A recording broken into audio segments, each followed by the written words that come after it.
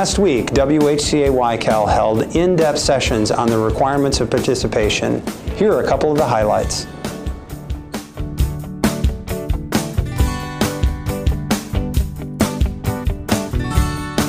So on the care planning, I'd make sure that we've incorporated the person-centered definition that we talked about at the onset of the conversation.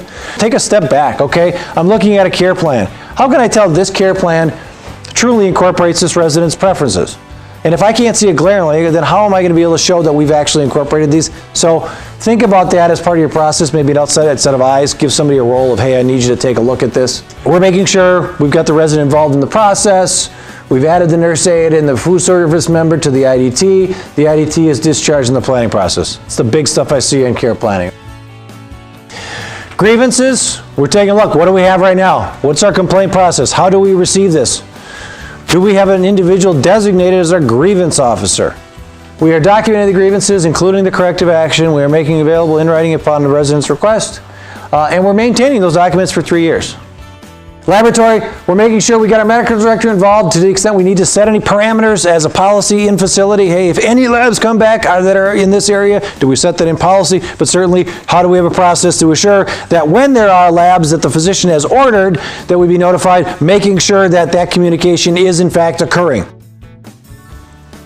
The irregularities, so this is where we're working with our medical director, we're working with our pharmacy to make sure that we've got the process. So when an irregularity is identified, that the DON, the medical director, the attending is notified, and as importantly, how are we going to assure, because of course the obligation falls on you.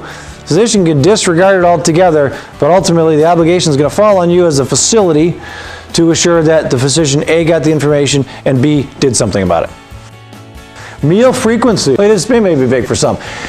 So you can have no more than 14 hours between substantial meals, but that can be expanded to 16 hours if the resident group agrees. If you go to our website, we've got a requirements of participation resource page. We've got a bunch of WHCA and AHCA resources. That's where you have that checklist that I provided you and encourage you all to take a look at. This will be a good tool to help you walk through to say, hey, how am I doing? WHCA WiCAL will continue to offer important in-depth training sessions on the requirements of participation in 2017. The requirements of participation overhaul are the most significant changes in 30 years to the rules that govern nursing home regulation.